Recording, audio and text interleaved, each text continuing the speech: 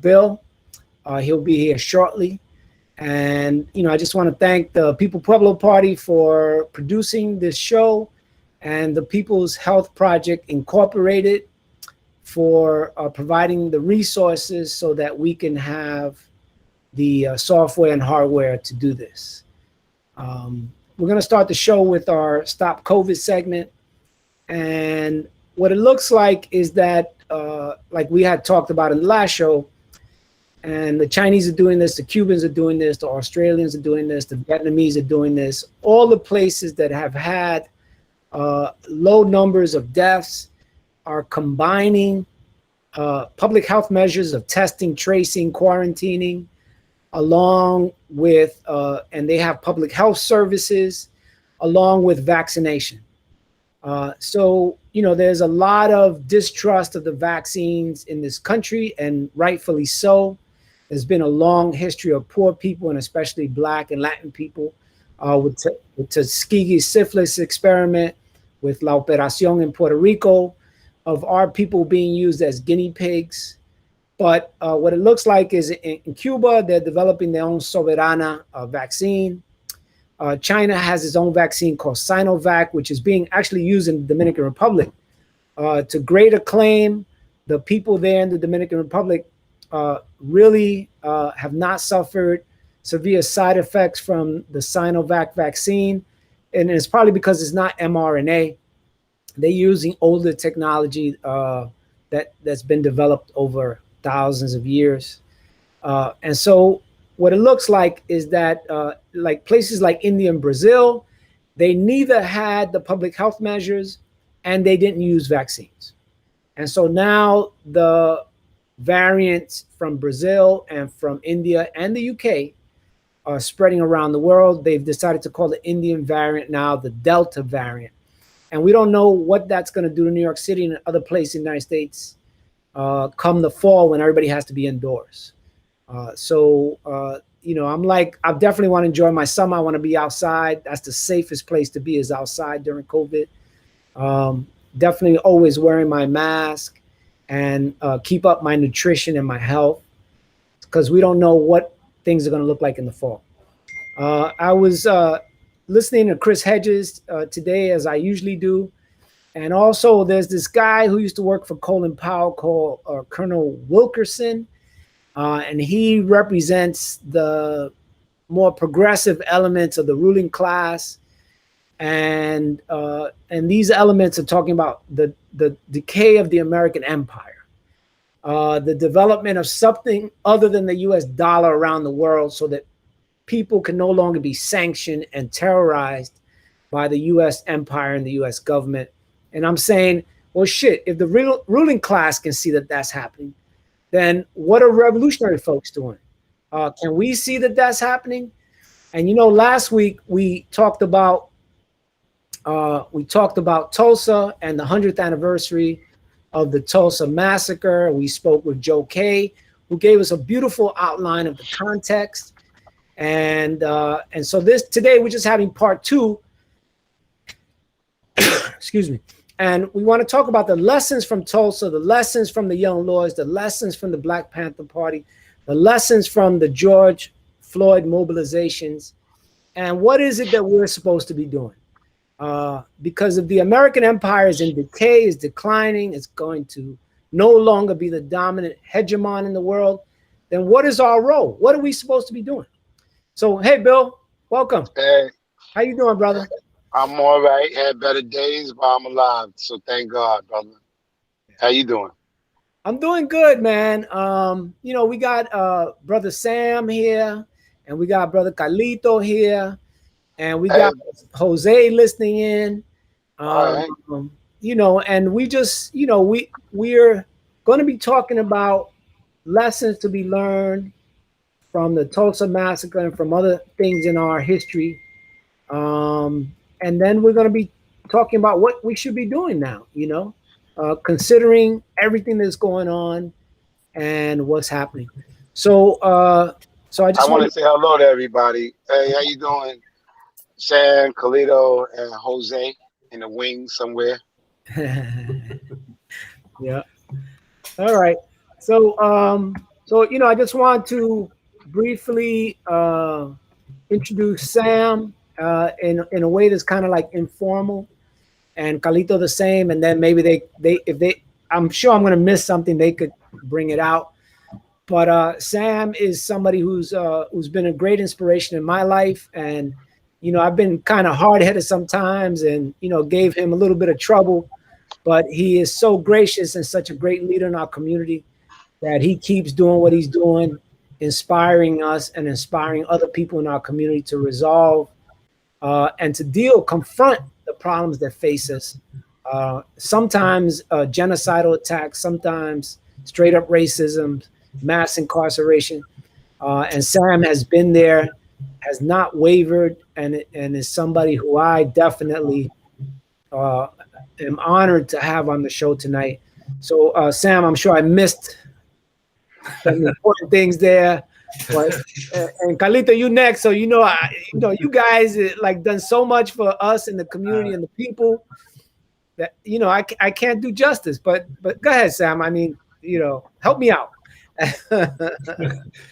Well, I don't think we have the time to get into what we have done, what Carlito and I have done, but we are longtime revolutionaries and looking forward to the next part of our life as revolutionary elders to push this whole thing forward. And like you said, we're at this critical point where the American empire is crumbling before our eyes, and the GOP, the Republican Party, is moving to consolidate a fascist state, and we have a weakened Democratic Party, which was already weak. It's weakened, right? And so we have to build. We have to build from the movement that came out of George Floyd's killing last year. And we have to build on that. We still have time, but it's a lot of organizing work that has to be done on many different levels. And in the pandemic, the reaction, the left has to have a consolidated reaction to the pandemic and the handling of that. And that those two things, along with the crisis in the environment, like today, I saw that even with people leaving and not going out so much and using cars so much, even with that in the world, the crisis of global warming still took off. And what that tells me is that we're at this inflection point of no return, and we have to do drastic measures on the environmental level, which impacts people of color all over the world, highly more impact upon us than upon white folks all over the world. So we have a lot of work to do. Yeah, a lot. Definitely. And we just lost Carlito, so I'm imagining he's going to be back. But I wanted to show a little something because normally we do show short clips of certain videos.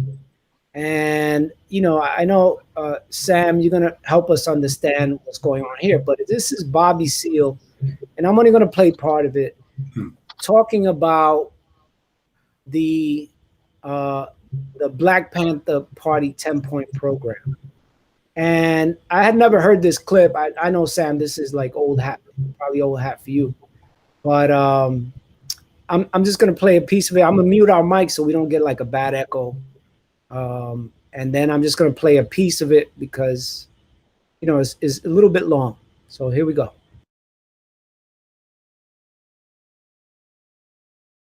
I explained to you also your soul, your needs, your political desires and needs, because that is Huey's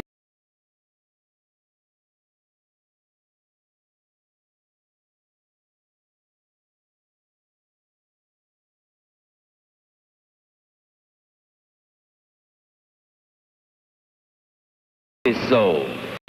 When we first organized the Black Panther Party of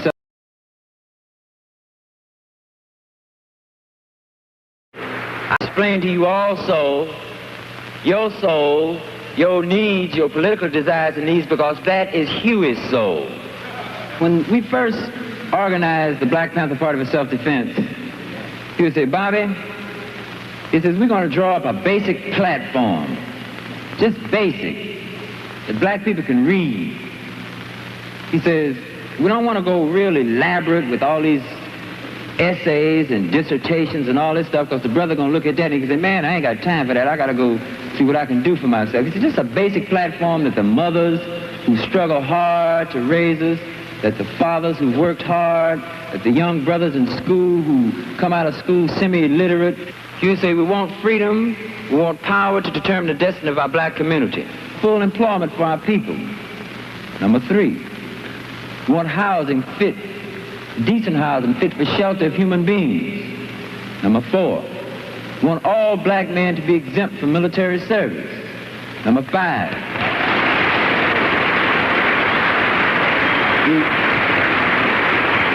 we want decent education for our black people in our community that teaches us the true nature of this decadent racist society, and to teach black people and our young black brothers and sisters their place in the society, because if they don't know their place in society and in the world, they can't relate to anything else. Number 6, we want an end to the robbery by the white racist businessmen of black people and black people in their community. Number 7, we want an immediate end to police brutality and murder of black people. Number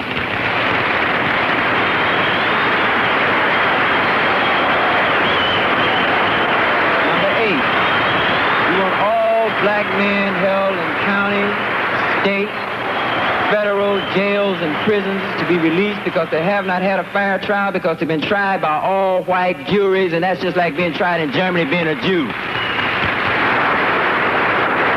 Number 8, we want black people, number 9, when brought to trial, to be tried by members of their peers.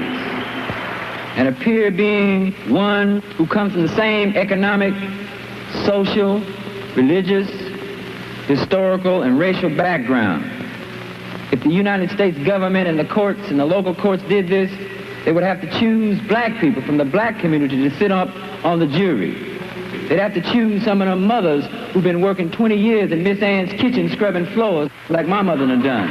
They have to choose some of them hard-working fathers. They have to choose some of those brothers who stand on the block out there wondering where they're going to get a gig. They're going to have to choose these black people.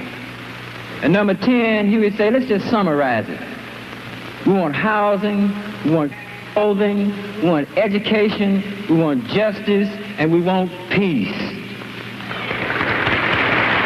This is the basic platform. In case you never knew it or not, of all the things that you've heard in the press, of all the derogatory statements that's been made in the press about Brother Huey P. Newton and I, of all these derogatory statements to guide you away from seeing this basic platform that Huey was talking about for his own people. We have to learn to look through the white press. We have to learn to see what's going on. Now, out of this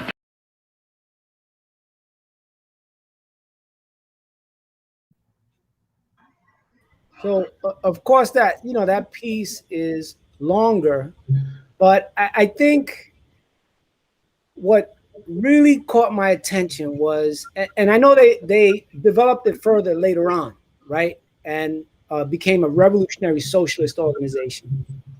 But what enthralled me about those 10 points, and then the ones they developed later, that the target audience was the community.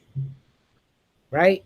And so I think the language they used and the phrasing they used was something that I think that's lost upon us today. Right. Because sometimes we speak to each other and not to the community. And before we get into that, let me bring in Carlito. Carlito is a great brother, young Lord, a great inspiration to us in the People-Pueblo Party. He's been to our events and the People's United Front events on 125th Street. We've had the honor and the privilege that he has spoken to us and to the community. And we fall short. We fall very short. Uh, Looking at the work that Brother Carlito and Brother Sam have done, and that the work the Young Lords Party did and the Black Panther Party did, but we feel more and more every day that that's the direction we got to move in terms of our link and ties to the community. So, Brother Carlito, I'm going to let you speak at this point, and then we could kind of talk about that. Well, first and foremost, can you hear me clearly? Yes, very clearly. We got a beautiful signal tonight, brothers. It's like the ancestors and God are on our side.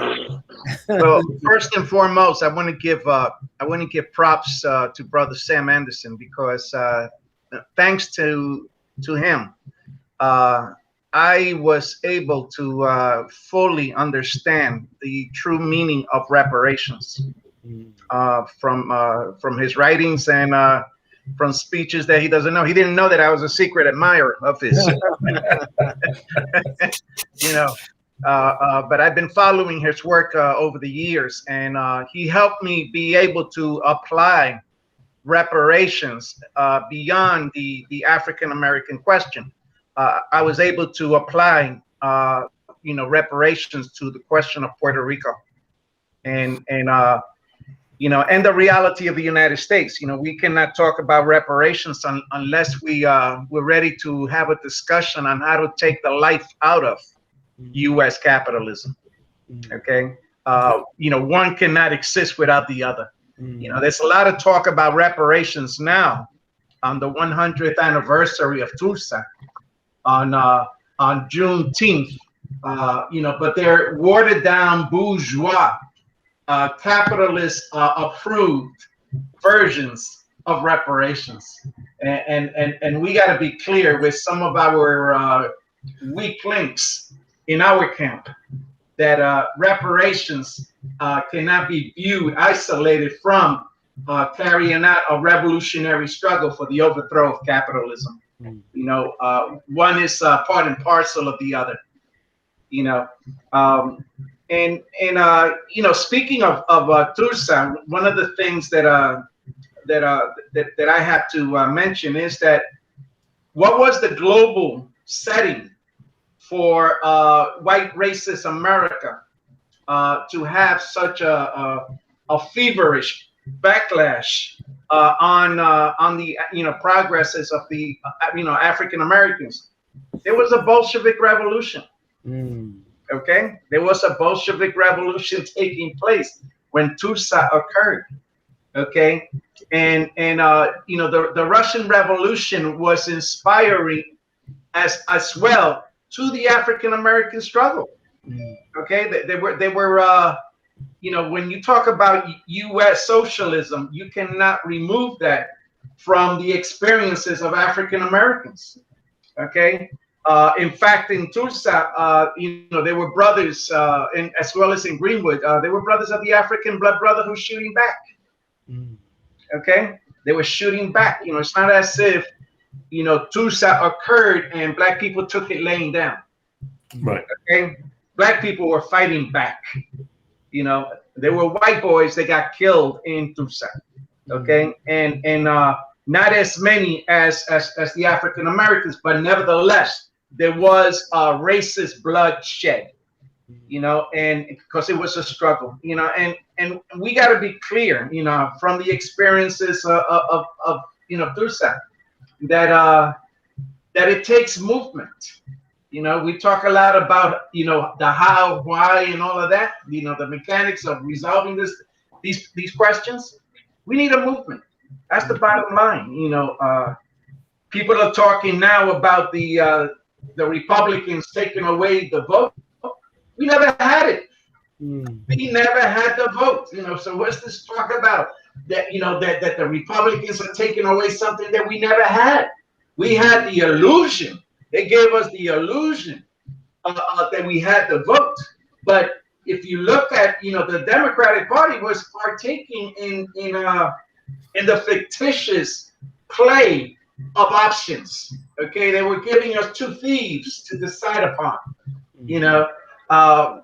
and you know, the only way we're going to resolve you know, voter you know, to taking away the voter restrictions and all that is to create a new society. You know, then we'll have the freedom to vote for candidates that merit respect. Okay, as in the experience of the Cuban people, in other places where people, you know, took self-determination in their hands. You know, and that's what we have to do here. We have to do it. You know, there's no blueprint. There is no blueprint, but we have to begin to conduct that discussion. You know, what is the direction? And the direction cannot be seen as if the Democratic Party on the one hand are the good guys and the Republicans are the bad guys. No, they're both thieves and they're both murderers. I hear that. Bill, Sam? Yes. The reality of the two-party system in the United States is two wings of a vulture, two wings of a capitalist vulture. They'll feed off of people. You know, it doesn't make any difference. and on the whole, in general, it doesn't make any difference. You know, the left doesn't have the space that we had 25, 30 years ago. Right. And nowhere near the space we had 50 years ago. We have to recreate that kind of revolutionary space. Wow. And that's a hard, long uphill battle to do that in our communities. I'm talking about in our communities. Right. And our communities could be in combination with workspaces, places where people go to school, you know, those kind of things. And the other thing is, I think it's important for young people to realize that the revolution cannot be virtual. You know, the pandemic had forced us in many ways to not be as tactile and physical with each other, but we have to reconnect physically in order for this thing to move forward. We cannot move forward through webinars and so forth. We have to be out in the streets. We have to be in each other's homes, places of work, and so forth. The ruling class is rethinking physical workspace, and their primary reason, two reasons: one, money, and secondly, the ability to people to organize in a physical workspace. How do you diminish that? Well, you push this thing about the advancement. Technology has advanced us to do our work away from each other. So I think people who are working in various levels of work need to resist that, and I think we are seeing that happening across the country. That people want to get back to work. Again, the left is not there. We have to be there, informing and helping to mobilize people on that. But right at this moment, in June of 2021, we are not there. We have to get there. One other thing I want to say about the Black Panther Party 10-point program, that historically it's a program that evolved from Malcolm X's 13-point program out of the Organization of Afro-American Unity. I know that because I was one of the people who helped distill the 13-point program into a 10-point program in Harlem, in around this time in Harlem in 1966, and it was that distillation, because we young folk were part of the Organization Afro-American Unity, but that organization was stillborn because Malcolm was assassinated at a critical time in its coming together as an organization. And so we took that 13-point program and distilled it down to 10-point program, sort of saying, well, you know, the Bible has 10 commandments. The revolution should have a 10-point program. Right. So we worked that out, and then sent it out to our allies, our friends, our comrades across the country who were within the freedom movement, the Black liberation aspect of it, the civil rights aspect of it, and said, if you want to form a chapter of the Black Panther Party, you know, this is the basis in which you form, let us know, and so forth. So that's how it came into the hands of Bobby Seale and Huey Newton, among many others across the country in that period. And so they formally came together in October of 1966 to form their Black Panther Party for Self-Defense aspect in the Bay Area. But that's the real origin of the 10-point program, and that's one of the things that what Brother Mark was talking about in terms of the language. Well, that language was in the tradition of Malcolm. He's make it plain, and we didn't elaborate. We just distilled some of those things and put it in the 10-point program. So that's the legacy of that 10-point program. And I know something. I know the Young Lords Party also had a program, 10-point program. We followed the lead of the Black Panther Party, and don't ask me why we kept it at 13. Maybe we started at a lucky number, you know. Yeah. Well, 13 is definitely one other thing. It is an auspicious number. I was talking to Bill the other day about the power of numbers, but anyway, that's interesting to say that. The Black Panther Party's 10-point program was the inspiration that led us to draw the 13-point program, because we used the Black Panther Party's logic. Some of the things that Sam mentioned about outlining the line of march for chapters to grow, etc., is the same reason why we developed the same thing. Let me ask you, at some point, both organizations added socialism to these programs, right? And what was that transformation like? Because if you look at the original, it looks like it's leading to socialism, but it doesn't explicitly say that. So what were the circumstances that made it possible or necessary to explicitly put socialism on those programs? Well, in the Black community, and Sam can add to that. Socialism has always been there. In the Puerto Rican liberation struggle, socialism was always there. In fact, the first socialist entity in Puerto Rico, one of the founders of the very first socialist entity occurred right after the Russian Revolution. And it was one of the founders was a former slave, a former African slave in Puerto Rico, Juana Colón.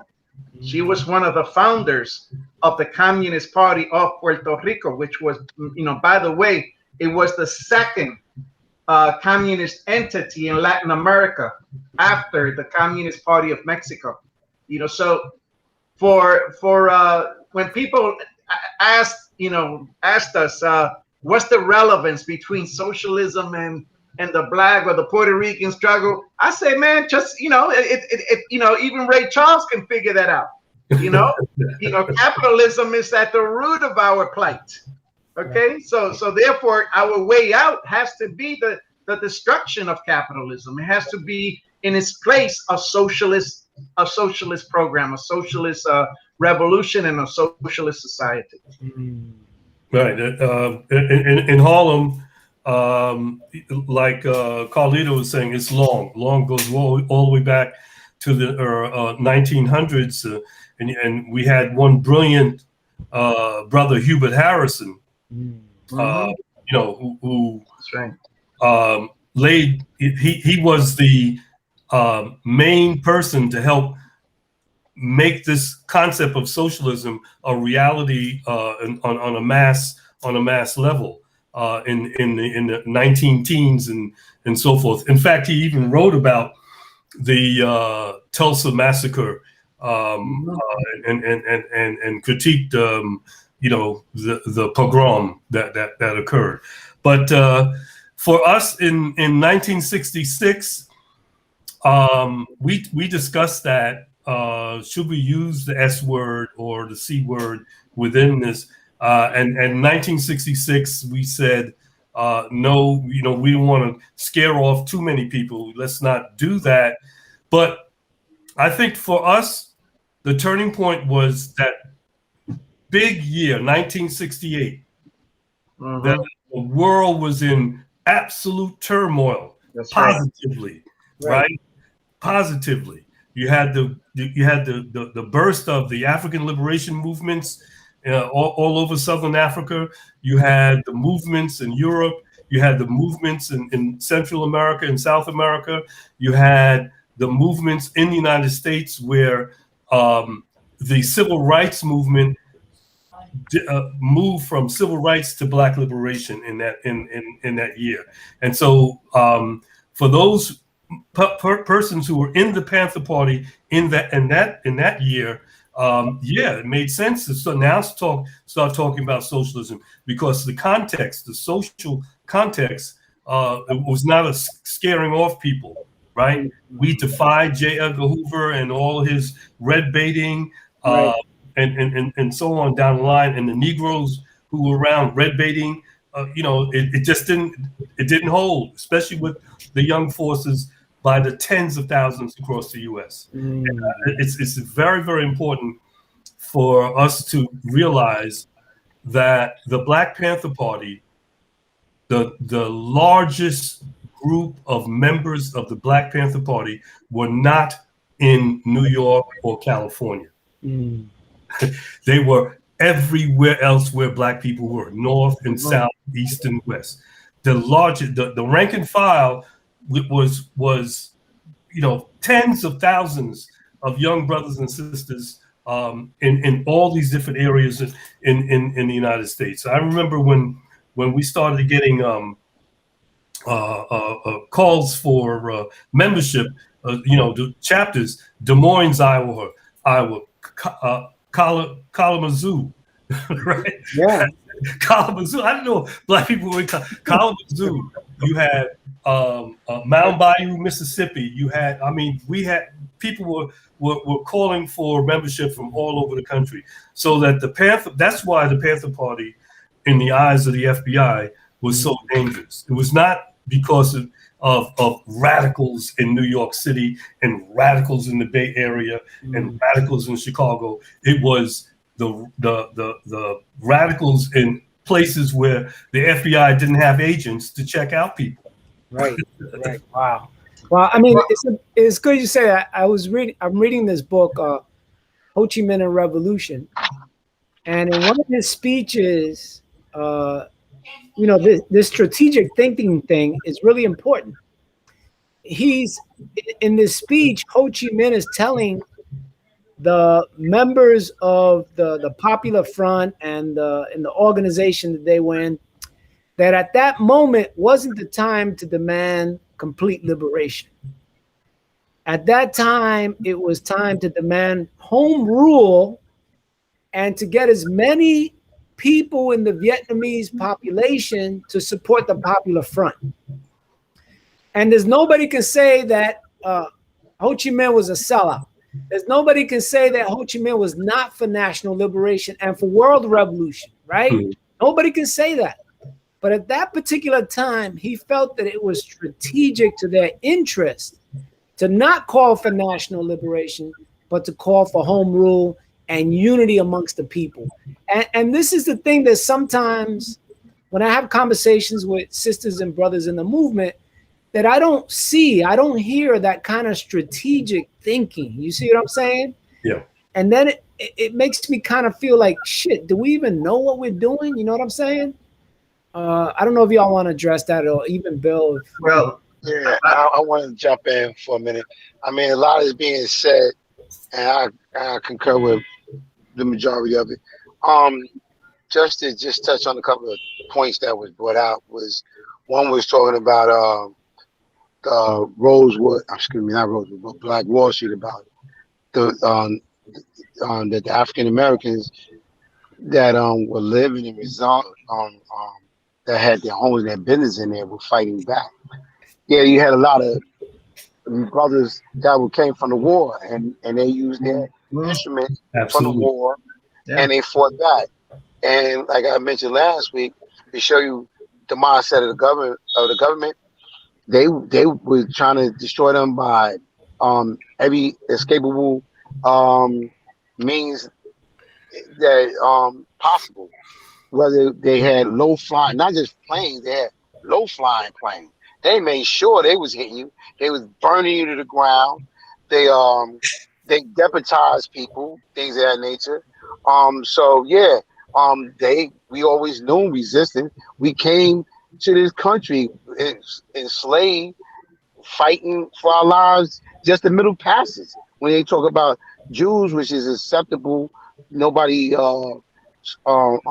frowns their face when they talk about their odyssey. And we talk about, forget about our existence on this foreign land. We lost more people in the Middle Passage than the Jews lost um without really much putting up a fight for the most part. So, Mhm. and we talk about revolution. Um, I think that we need to expand our interpretation of revolution. And before I say that, get into that, I want to also say we have been successful because, like what Brother Sam was talking about with the awakening of Black liberation and things, Black Pride and what have you, in the '60s, we had gotten gangs like he earmarked '68. You know, we had a lot of programs positively Black, like it is the McQuarrie Report. And what we do is we get complacent a lot of time because the road is so winding and it's such an uphill battle that we tend like the tortoise in the hare. The tortoise knows that it can't beat the hare, and the hare knows that as well. So the hare takes all kinds of liberties, and then the hare takes a elongated nap, being overconfident by its successes and ultimately loses the race. And that's our situation too. It's not really a fault of our own, but we have to continue to build the movement from block by block, brick by brick, neighborhood by neighborhood. The more people that we include in the movement, the harder it is to kill the head of the snake.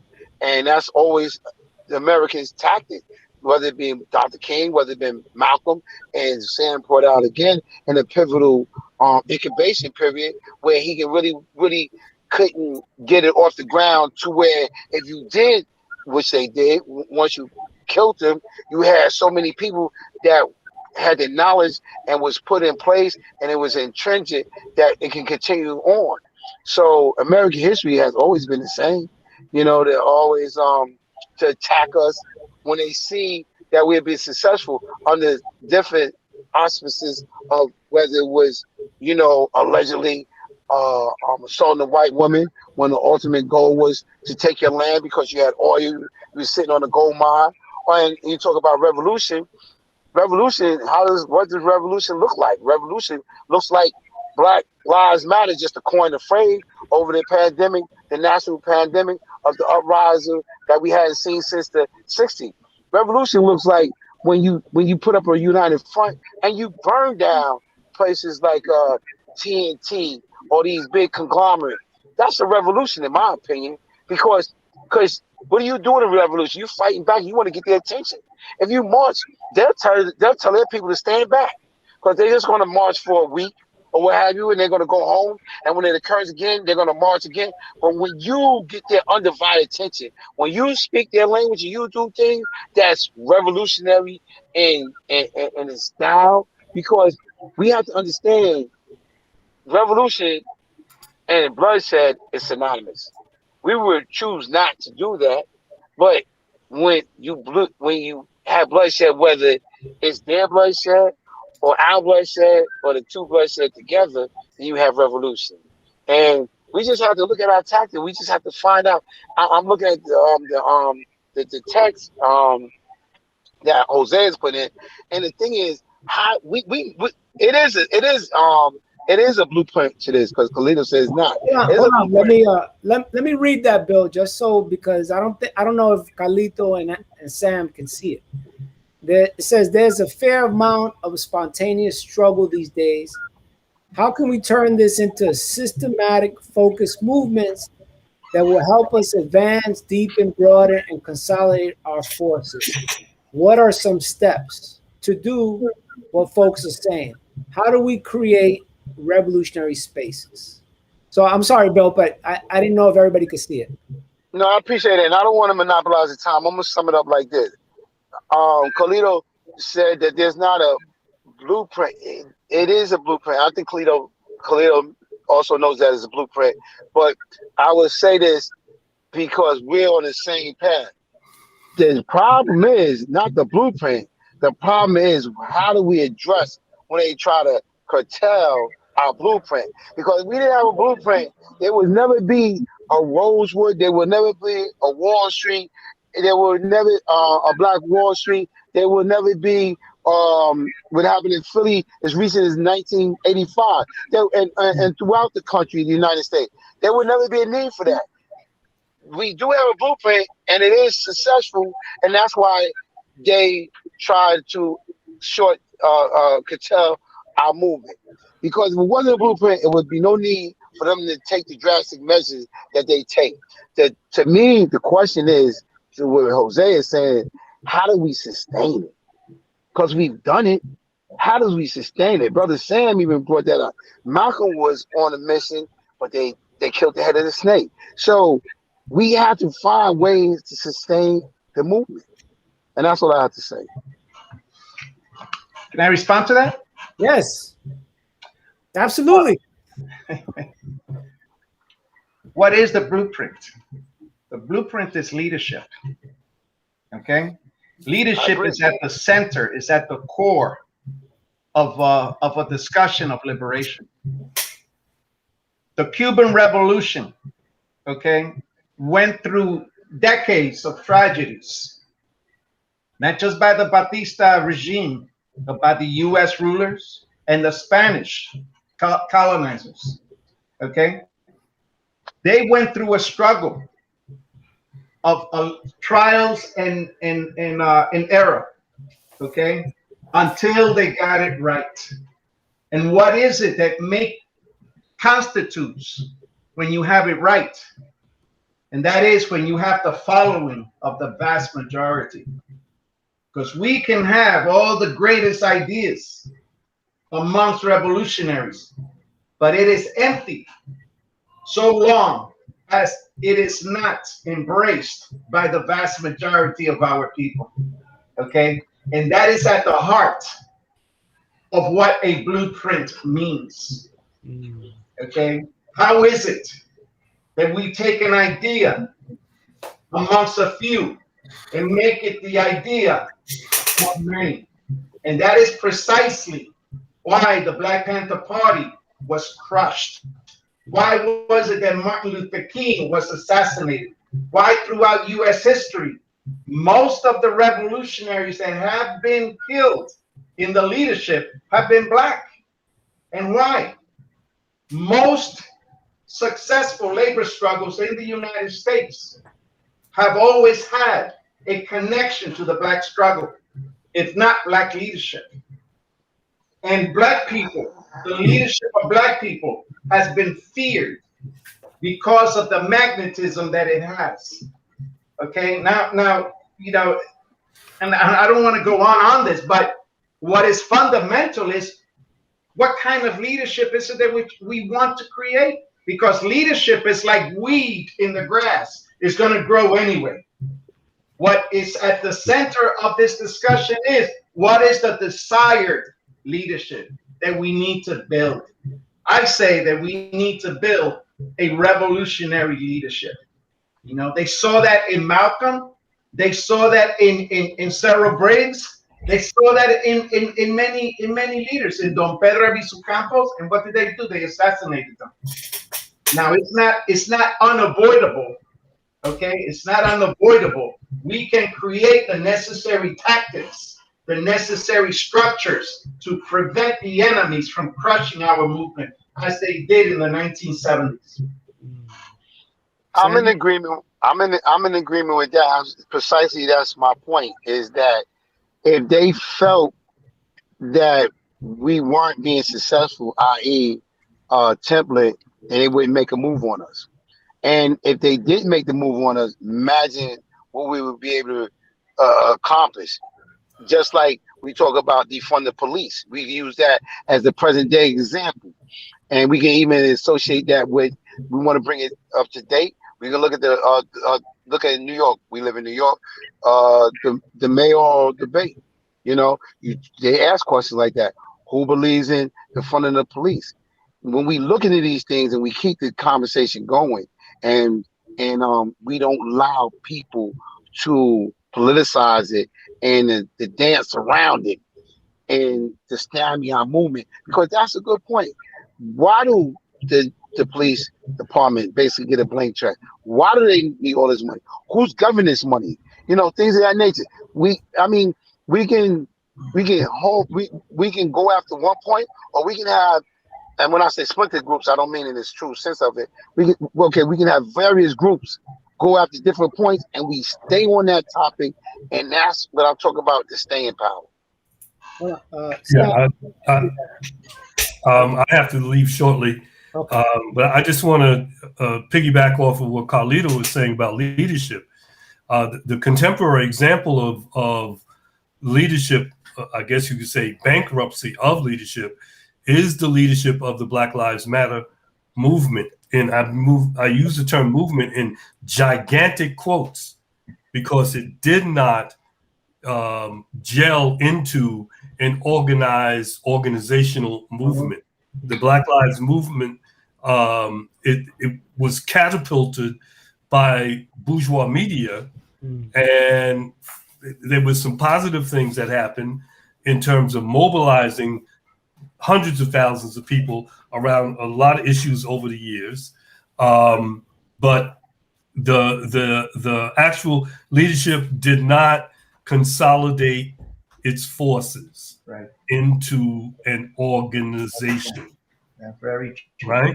It consolidated its forces around each other. You want to say something? No. Just, Rosemary? yeah. Rosemary.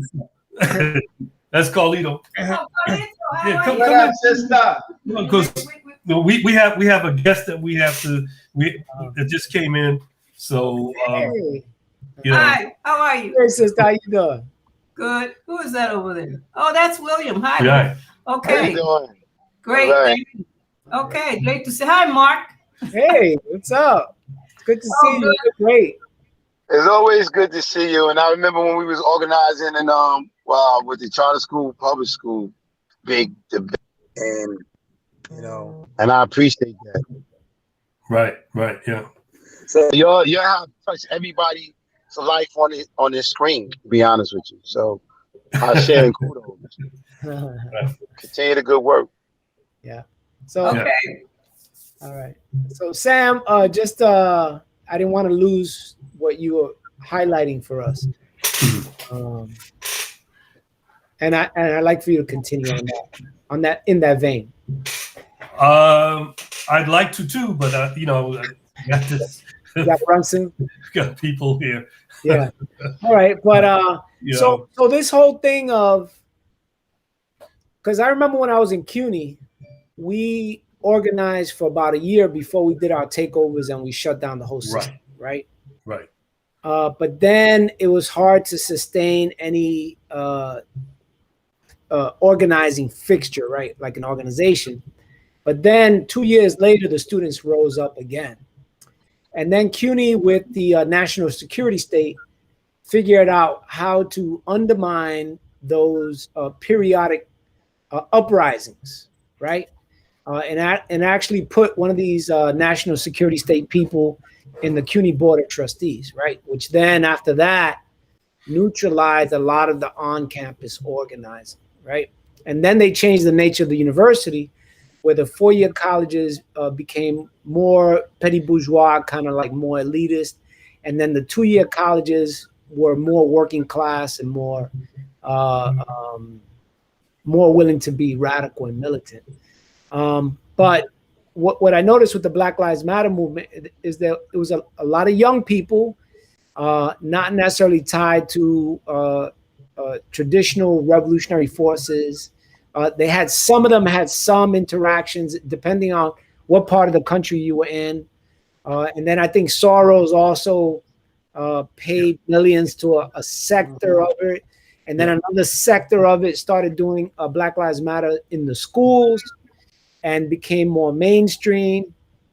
And then, of course, Trump and his over explicit racism brought everybody out with the death of George Floyd and Breonna Taylor and other folks. And then Biden came in, and it was expected that Biden is going to put people back to sleep. But the struggle continues, and the right wing, the fascists, the genocidal people are strengthening their hand. They control. They're more organized than we are. Right. And so I think that, I was reading this book about how this spontaneous nature of a large sector of our movement seems to be taking hold. Is that historically, is that enough for us to make the changes and to end genocide? And it's basically capitalist genocide, right? And racist genocide. Is that going to be sufficient? That kind of upsurge and then flat and then upsurge and then flat is, in your opinion, Carlito and Sam, is that gonna do it? There's two factors.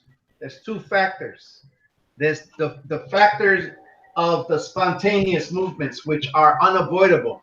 They are part of the capitalist existence. There's nothing that you could do from that occurring. Okay, it's like as natural as oppression being the product of capitalism. Okay, you cannot have one without the other.